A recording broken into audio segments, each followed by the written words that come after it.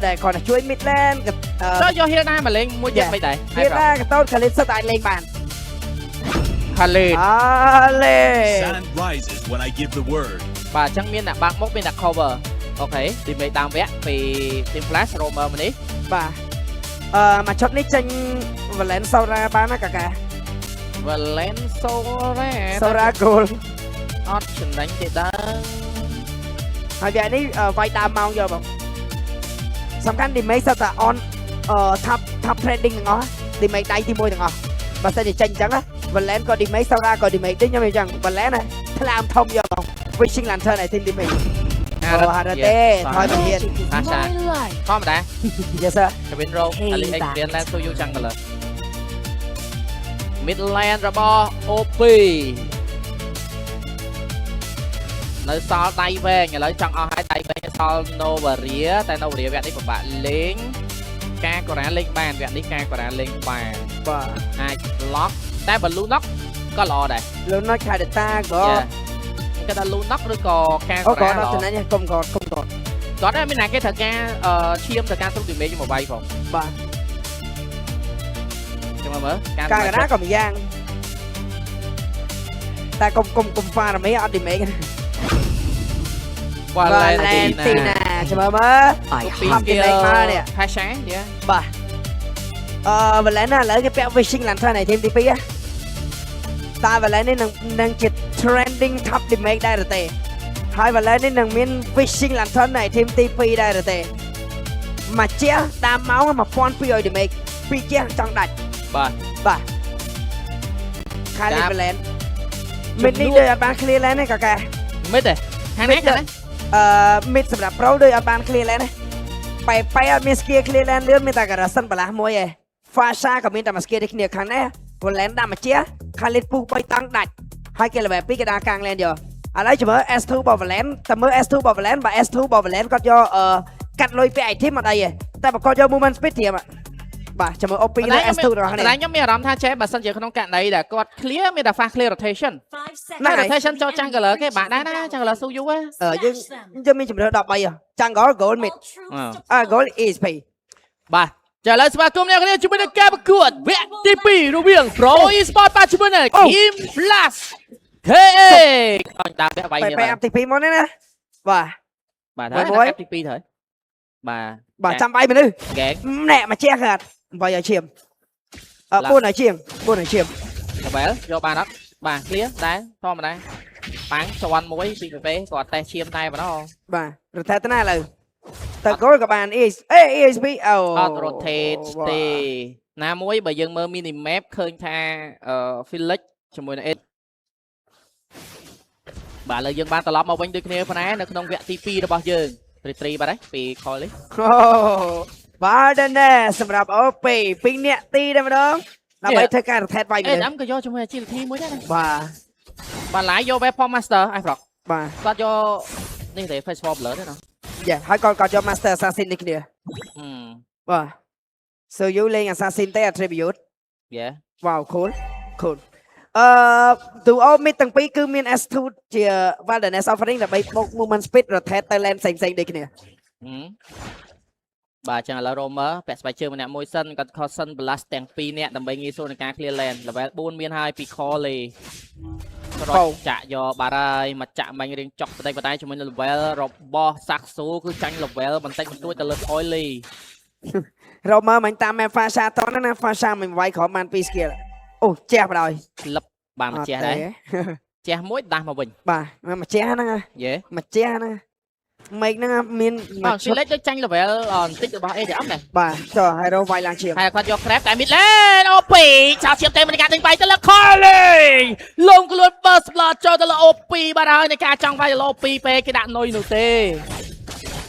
តែតថមនេះឯងនឹងជាតថ free តែជាមួយនឹងពីលេខដូចជាមិនចង់ឲ្យ free នោះទេសាចាយជាមួយ spam flicker មានការចាប់ជាមួយនឹងពេលសាស៊ូដែរជាមួយសាស៊ូបាទហើយជាមួយនឹងពីលេខជន់ពីចាយយកបានជាមួយនឹងតទី1ដល់ពីលេខតជាប់តែមានការជន់ពីទីបង្ហើជាមួយនឹងពីលេខ 2 kill แล้วមក kill តែជំនួស2អាចនឹងរត់មិនរួចដូចគ្នាចង់ចណាដាច់ជាមួយនឹងអូពីសាមានការរត់ចេញមកពី 8M តែជំនួសទីក៏មិនចង់ចណាដេញបាយដាច់ជាមួយនឹងសាជាមួយនឹងការសងមកវិញភ្លាមយកតែម្ដងបែលេវ4ហើយ Colly នៅក្បែរនោះដូចគ្នាធីមបាយមួយនេះក៏បានបញ្ចប់តែកលេចជាមួយនឹងខាងលើមានការវាយ Dread Free 2 line តែវត្តមានរបស់ Kusen មក clear mid lane តែជាមួយនឹងទីកំពុងដេញវាយយកតែម្ដងនៅតាមផ្លូវដាច់ឈាមពាក់កណ្ដាលបាទហើយបាទ3កាប់អំបញ្ញមិញបាទ emoji TNC Pro Team វ៉ាវបាទចឹងយើងឃើញហើយជាមួយនឹងដើមម៉ោងបាញ់មាននេះ mistake មានរៀងខ្លួនបាទម្នាក់បាត់បង់ជាមួយនឹងបាត់បង់ជាមួយចាំងឥឡូវអូបបផ្លាត់លោតត្រេះមិនត្រេះលោតដាស់មកវិញផងដែរបញ្ចប់ត្រឹមនេះបាទគ្នាវាយបាទចឹងមិញអស់ចាំងកលគេទៅវាយ total free វាយ total free ក៏មានការ trade យកបាន mid មកវិញនេះគ្នាខ្ញុំថាមិញ OP ស្ទើរតែ solo គេទៅលើសាយដែរក៏ពី LT បសាចាំកាក់ map សាវាយសាវិញនេះគ្នាតែសា flick អត់ដាច់ដូចគ្នាផងដែរបាទមានការកាក់ lane បាទតទៅមួយមិនមានការចាំមកជួយពី goal lane ណាបាទចាំមក play នេះគ្នាជាមួយនឹង Infinix Note 60 Pro 5G នេះទូរស័ព្ទដែលមានជាមួយអីយ៉ាបាទ RAM នៅទៅ 24GB ក៏ដូចជាអេក្រង់ 144Hz កញ្ចក់ AMOLED ភ្លឺច្បាស់ល្អសាកថ្ម90W ឥតខ្សែក៏ 30W ផងដែរបងក្រាទេប៉ាំងទៅបាទហើយមកជះពី OP បាទហើយ spell flicker ក៏មិនចាយដូចគ្នាប៉ុណ្ណាពី Kusen បាទខយលេគេ one thread free យកតែម្ដងសម្រាប់ live Pro Esport មានអារម្មណ៍ថាដើមម៉ោងគឺទាំងវគ្គមុននិងវគ្គនេះគឺលាតបានល្អនោះទេបាទកុំឲ្យដូច season មុនបាទតែចុងម៉ោងល្អ season មុនខ្លាំងដើមម៉ោងអត់តែពេលចុងម៉ោង fail យើងអូបាទឥឡូវមានអារម្មណ៍ថាពីវគ្គអីដើមម៉ោងគាត់យើងមាន mistake ខ្លះដូចគ្នាបាទយើងនិយាយទៅការជាមួយនឹង OP 3ខៀននៅក្នុងដៃណា damage balance ច្រើនណាស់ល្បែង7ហើយបាទមើលបងខ្ញុំប្រាប់តិចនិចមួយអាចនឹងកាត់ឡើងនេះគ្នាខាលិតអាចនឹងចាក់ LT ជាប់ទៅលើ Harris ស្រួលណាហ្នឹងហើយបាទបងតោះណាបាទលើការតេស្តទៅលើប៉េបើកម៉ែមែនតើឥឡូវមានជាមួយអ្នកបើកម៉ែនោះទេពិបាកខ្លាំងមែនតើសថលមួយនេះអាចនឹងឲ្យទៅកាន់ team Flash Cake បាទហើយបាទ4នាទីជាមួយនឹងការនាំមក 2K ពី team Flash Cake ទៅលើ Pro Esports បាទហើយនេះដោយសារខ្ញុំមើលរីចិនគេណាខាលិតឥឡូវ LT គេចាក់អញ្ចឹងបើយើងចាក់ទៅគេហ្មងវាយឺតគេ flick រត់បាត់ហើយបើយើងចាំចាក់កាបូ flick ក៏គេ flick រត់បាត់ដូចគ្នាអាយ៉ាបាទមានការទិញរំខានមានការ retrieve យកបានជាមួយនឹងសัตว์បាទឥឡូវនិយាយតទៀតឥឡូវខាលិតគេចាក់ LT អញ្ចឹងឥឡូវមកដល់Harris ឈរពីមុខខាលិតអញ្ចឹងខាលិតនេះគេចាក់ LT នេះក្រោមជើងគេមកហើយគេ flick ទៅវិញតែ play ដែលហ្វាំងជាប់ហ្វាំង stress មួយបានទៅបាត់ទៅហើយបាទជាមួយនឹង OP មកវិញដូចគ្នាតែទីដូចជាមិនតាមចាប់នៅគេមានការជន់ស្តាន់បានជាប់ជើងពី Felix បន្តបាយជាមួយនឹងទីនៅខាងក្រោយឥឡូវទីមបាយបដាច់ជាមួយនឹង PP 2ដល់1មានការបាយដល់រួមធាវត្តរ៉េតទៅតែម្ដងសាក់សូវ double kill ក្នុងធាវត្តរ៉េត3 hero ដូនទាំងពីរបាទវាយដល់ប៉មយកតែម្ដងឃើញទេខ្ញុំនិយាយ damage សិតតែ on trend ទាំងអស់Khalid Valen Leomord damage top 1 on trend ទាំងអស់បាទចឹងគឺជាត្រាមួយដែលយើងសើថាបើដៃទល់ដៃណា damage ដូចជាទប់មិនជាប់ឯងជាមួយនឹង team Flash KX ចឹងតែក៏មិនមែនជា hero ដែលស្រួលឌូ damage ដែរព្រោះសារលីងនេះក៏ជា hero ដែលចាប់ជាប់នឹងបង្អាក់នៃការវាយជុំនឹងបានល្អនេះគ្នានៅតែពឹងទៅលើ Sorry and Felix ដដែលនិយាយទៅប្រឡោះលេងទៅលេងមកមានតែបើថា damage ទៅ damage ខ្ញុំជឿថាអត់ដល់3 hero ហ្នឹងឯងបាទហើយខ្ញុំចាំមើលឲ្យ team ទី2របស់ OP ជាមួយគាត់នឹងយក Fishing Lantern អត់ណាបាទចឹងមកជាមួយនឹង team ទី1របស់គាត់ចេញឆែមួយសិនជាមួយ team ទី2របស់គាត់នឹងពាក់អីបាទព្រោះដោយសារ Valen ហ្នឹងគេពាក់ចឹងឆែឲ្យ Fishing យកមក Sky Pixel ពី Colly បាទយក Sky Pixel យកតែម្ដង KDA គាត់1 3ដើមចឹង stack Sky Pixel ហើយពីមិនតន់មាននោះទេក្រោម10 stack បាទ Urena ចង់ទៅ Radiantic Oracle ទេ Alice ដូចគ្នាបាទ item mechanic Chestis ក៏ដូចជា Dominant ឯងលោកមិនសូវដាច់ទេដោយសារវគ្គនេះមិនសូវមាន hero ដែលពឹងខ្លាំងតែUrena រៀងពឹងខ្លាំងដែរប៉ុន្តែColly មានមើល Colly មិន Sky យ៉ាប្រាប់ទៅខ្ញុំនិយាយមើល James Pang ចូលខ្លួនព្រោះឥឡូវទៅយ៉ា James Pang គាត់លេងស៊ូយូនឹងលិចមែនតើនៅក្នុង Umbrella Philippines ហើយទីមទី1របស់គាត់គឺ Sky V8 ប៉ាំងចាប់ជាប់ជាមួយនឹងការជិត Purify ទៅការដល់ថយគឺការបន្តមកពិសាដូចជាមិនដាច់តែបាត់ហើយជាមួយនឹង ATM ពី Felix ជាមួយនឹង Total 4 ទល់នឹង 5 វត្តមានសាក់ស៊ូក៏បានមកដល់តែជាមួយនឹង PP មាន Ultimate ឡើងទៅចាប់បានណាគេដែរអត់ Live ក៏នៅក្បែរនោះបានដែរតែចាប់ live មានជាមួយនឹង Purify OP copy skill ចាប់ជាប់ជាមួយនឹងសាក់សូវបាត់សាក់ស៊ូបាត់ហើយ Felix មានការដេញតាមបន្តបើកបុកជាន់ស្គរមិនត្រូវដូចគ្នាជាមួយនឹង OP មានការចេញចូលយកតែម្ដងតែទីក៏មិនទៅណាឆែនឹងបានមានការក្រាកទេពីគូសែនបុកយ៉ាងបាញ់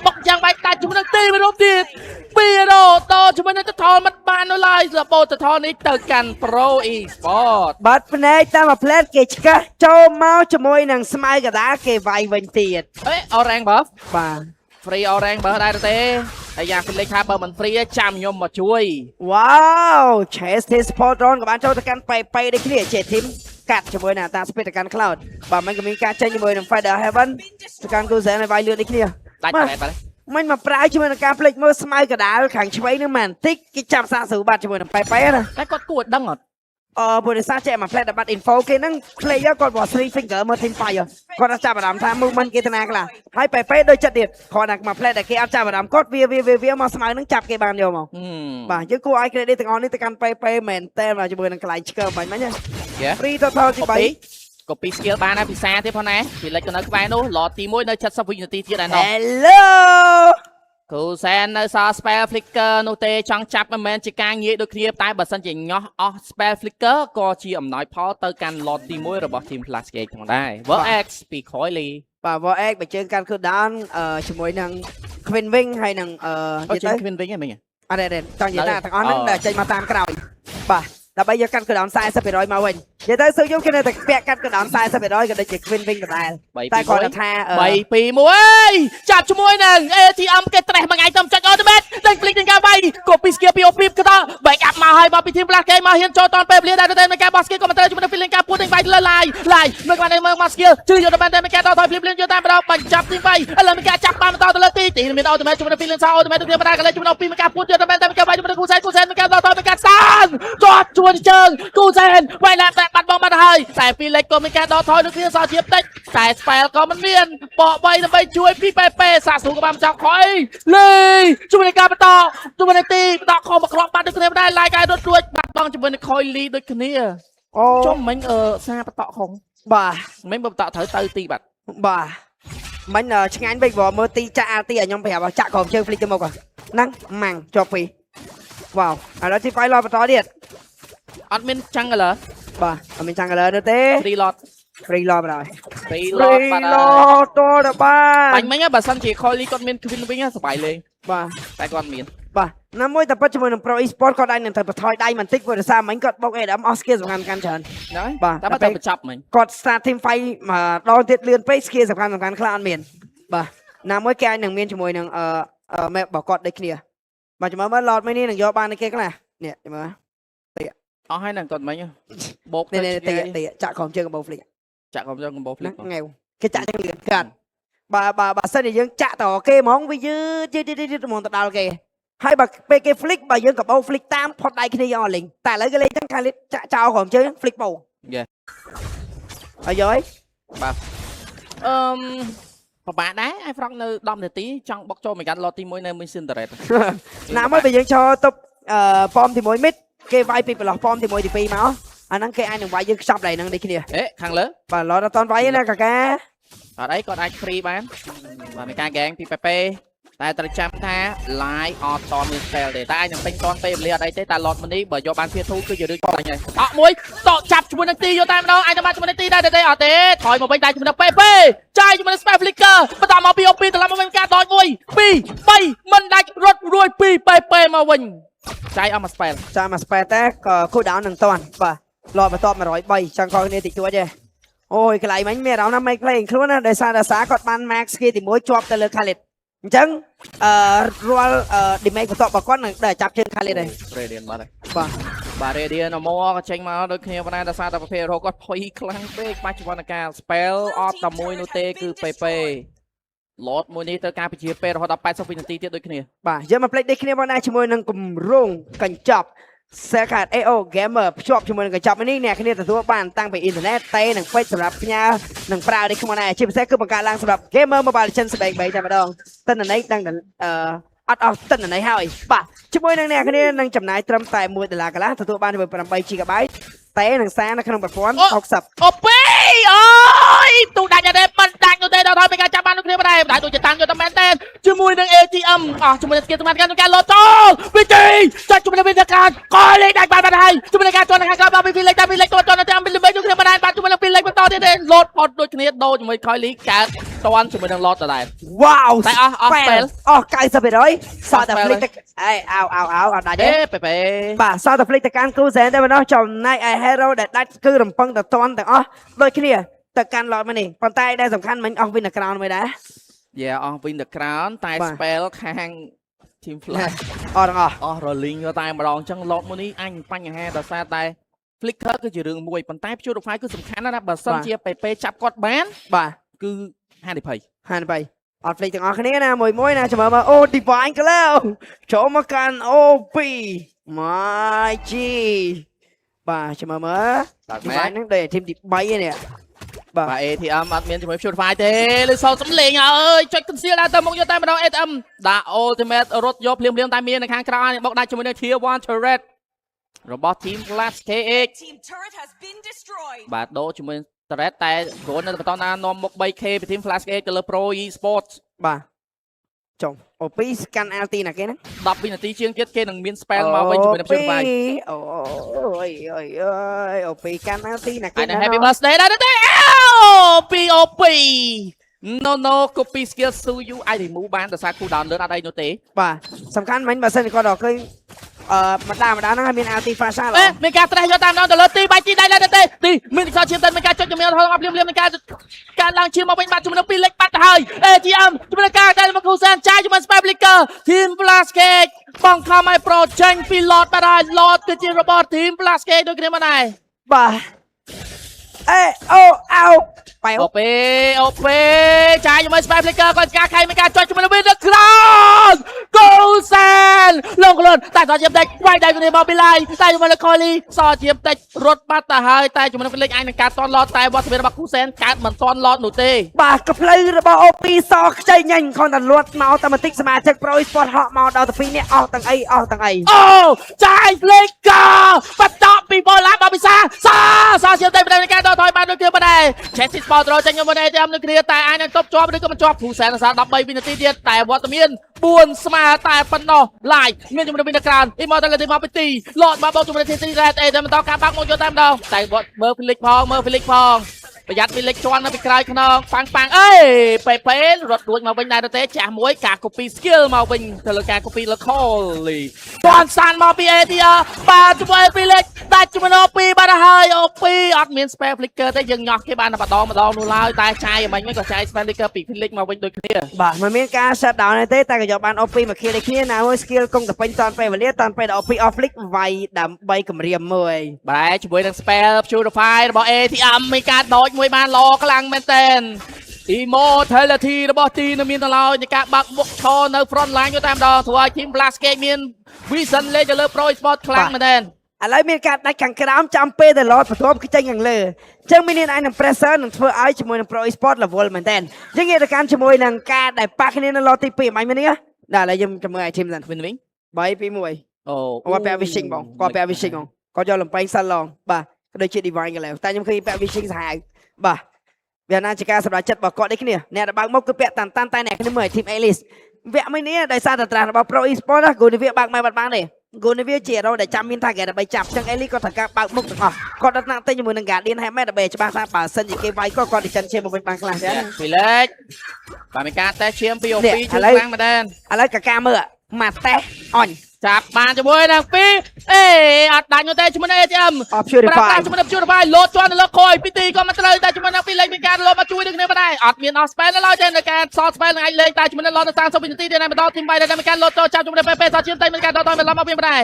បាទ OP copy skill របស់ Felix បាទការបារម្ភការឡើងនេះគ្នាទី1 Adam of Purify ទី2 Felix គឺអត់តាន់ទេព្រោះដោយសារតែត្រាំនេះគឺគាត់ជាអ្នកបើកមុខបាទបែគឺគាត់តតែមាន target មិនគាត់លោតទៅគាត់អត់យក AC ទេបាទដែរណាមួយចែកដូចខ្ញុំអញ្ចឹង remake សិតតាឈឺទាំងអស់ឲ្យ remake ប្រភេទខុសគ្នាមានអ្នក physics មានអ្នក magic អញ្ចឹងឥឡូវគាត់កំពុងអត់ដឹងតែពេលអីអញ្ចឹងមិនភ្លេចដូចគ្នាអ្នកគ្នាជាមួយនឹងទូរស័ព្ទ Infinix បាទ Note 60 Pro 5G is not what you think បាទជាមួយនឹងអេក្រង់ AMOLED ដិតច្បាស់ល្អទៅលើ color ក៏ដូចជា 144Hz សាកថ្ម90 W ក៏ដូចជាសាកអត់ខ្សែក៏បាន30 Wដូចគ្នាមកដែរបាទអេក្រង់ 144Hz មានជាមួយនឹង RAM 24GB អូmy god រចនាអូមដៃអានុភាពបាទនិយាយទៅវត្តមានរបស់ Minion គឺជាការដាក់សម្ពាធទៅលើ Pro Esports មែនទេបាទ Felix បាំងមកបានតែមួយ play ដែរណាបើ team fight start លឿនល្អតែបើ team fight start លឿនទេខ្ញុំជឿថា Felix អាចនឹងពិបាកតាន់ដូចគ្នាបាទទីតាន់មែនទេ rồi Pepe lấy hiên trong chạm bay nam môi miền mỏ thôi ចំ fashion ណាក្រុម fan ឡតអត់ เดี๋ยวតែทีมไปកន្លែងនេះយកចំណេញនោះទេតយមួយសិនមួយខដតជាមួយនឹងទីមានការលត់ចុះភ្លេចអូពេចន់សាន់អូតបលហេរ៉ូដាក់ជាមួយនឹងអូពីបាត់ដាក់ជាមួយនឹងមានការខលវិញទៅគ្នាបាត់ដាក់កន្លែងជាមួយការរបស់គូសែននឹងមិនត្រូវនឹងមានការបន្តមកពិសាបន្តយកតាមដល់ ATM ទៅតាមទៅតាមទីកុំរតនាឆាយមានការបាយទៅ ATM នៅសល់ឈាមនៅឡើយទេទីឆាក់ជើងមួយបាត់ដាក់ជួយគ្នាបាត់ដែរទៅជាមួយនឹង PP ដូចជាលងខ្លួនចាយអស់ Flicker ដូចគ្នាទីអស់ Immortality គូសែនចិននេះស្ទែលមកវិញដូចគ្នាបាត់ដែរមានការក្រាបយកឈាមមកវិញតែមាននៅខាងក្រៅបន្តការ pressure តែសាស៊ូមានជាមួយនឹងមិត្តភក្តិកាន់តែការចង់វាយជាមួយនឹងឡតនេះប៉ះភ្លាមយកតាមដល់មានការចាប់យកតាមដល់ត្រេះមកមុខដល់ណាទៀតវាយបដាច់ទៅលើទីចាយជាមួយ Flicker អត់ទាន់ដាច់នោះទេមកដាច់ជាមួយនឹងគូសែនទៅលើបន្តដេញវាយទៅលើ ATM ដាច់ជាមួយនឹងឡតប៉ះឡតបានឬក៏មិនបានវត្តមានរបស់ខាងស្មាជិកប្រូឈុនទៅសាឡើយទេតែសាត្រូវការតង់អ្នកទប់ផ្ទះមួយសិនតែឡតមួយនេះឲ្យទៅកាន់ធីម Plus KX បាត់ទៅហើយសាចាយអត់ទាំង Flicker បន្តចាប់ជាមួយនឹងឡាយតយមកវិញនឹងគ្នាប៉ុន្តែធីមបាយក៏បានបញ្ចប់ឡតក៏របូតទៅកាន់ធីម Plus KX បាត់ដូចគ្នា The endless battle ជាមួយនឹងការបើកឆាកវាយគ្នាដែលរំពឹងថាយកបានជាមួយនឹង Coily គេឲ្យ load free គេឲ្យ load free គេនៅតែតាមតថ្លៃធ្វើម៉េចបានមកវិញខ្លះតែនៅតែមិនអាចដោះប្រស្នាមនេះបានចុះក្រោយ load នៅតែ free ទៅកាន់ team Flash KA នោះបាទចាំមើលឆាត់បុកទាំងនេះនឹងតៃជាណាតើការបុកទាំងនេះ OP នឹងសម្រាប់ចាប់យក LT ណាគេបើយកអាលីបានចាប់ជុំគ្នាតែបើយក Fasha គាត់អាចនឹងលុកដល់អ្នក backline តែខ្ញុំជឿថាសាក៏គាត់នៅឆ្ងាយដូចគ្នាការយក LT អាចនឹងមិនស្រួលនោះទេចុំមីនីនចូលបាន3ផ្លូវតាណាគ្នាល្អមែនទេចាំមើលទុក balance ជាប់ឬក៏មិនជាប់ ទុកជាប់បណ្ដាញអូមីលៀនអូឡតទៅ midland បានមើលទៅបាទបាទយក Alti Fasha អូពីមាន Alti Fasha បាទតែ spell នៅសល់តែ purify តែប៉ុណ្ណោះ immortality មិនតន់មានដល់ហើយខ្ញុំគិតថាគាត់អត់ប្រថុយនោះទេពេមួយបើសិនជាចាប់ខុសមួយទៀតអាចនឹងមានបញ្ហា TRT threat មាននឹងការបដាច់ចោលតែជំនួសអូពេទប់មួយនឹងការបន្តដូចជាមិនតន់ត្រូវတဲ့គូសែនជុកមួយបានឡំបានការបន្តមកវិញពីអូពីមាននៅដូចមានការតមានការចាប់បានជាមួយនឹងទីហើយសៃមកមានការយកតាមដល់ជំនួសពីបាត់ហើយសារជាមួយនឹងសាជាមួយនឹងទីមានការតថយរត់មានការជុំមានការតតែជាមួយនឹងពេមានការបន្តដល់ឡើយទេតែមានការចេញបាយមកសាស៊ូសាក៏ជិះតែយកទៅមែនបាត់ជាមួយនឹងសាដូចគ្នាមិនជាមួយនឹងពេរៀងលងខ្លួនយកខ្លាំងមែនតើតថយទៅពេលដែលគូសែនដាក់ពូគៀល3 hero ដល់នឹង2 hero ការបាត់បង់ជាមួយនឹង line មួយនេះខាតគួតខ្លាំងមែនតើទៅលើផ្លាស់តែយកបាន3ផ្លូវមកវិញបាយតបផ្ទះមកទៅមីនីនការទេតាអូយមីនីនការទេហ្នឹងបាទតែយ៉ាងណាវិញក៏មិនអាច commit 3ទៅនឹង2ដូចគ្នាទាំងមីនីកំពុងតែអណយនៅផ្ទះគូសំផងដែរសែនមានណាបាទ Wishing Lantern មកក៏ចូលទៅកាន់គូសែនដូចគ្នាបាទគណៈពេលដែលអូពីមិញហ្នឹងគាត់គិតថាប្រហែលជាអត់ដាច់ទេថាមក skin ហ្នឹងចាប់ចឹកជាប់ឆេះដាច់ក៏ដោយបាទជាប់glowing wall ចប់ច្រើនមកហ្នឹងមិញ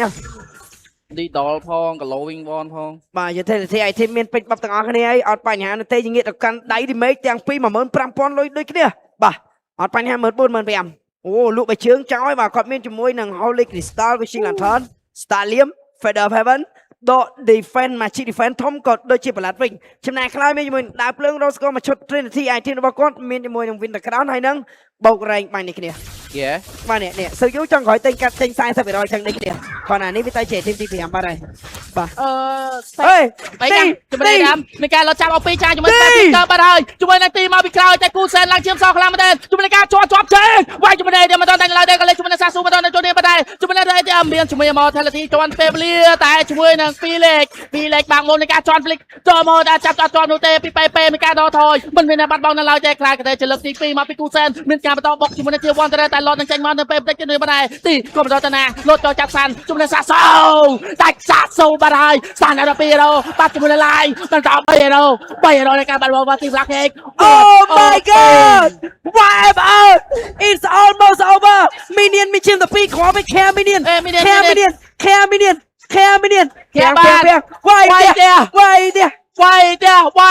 វាយលទ្ធផល2-0ក៏បានទៅលើ Pro Esports អូហូ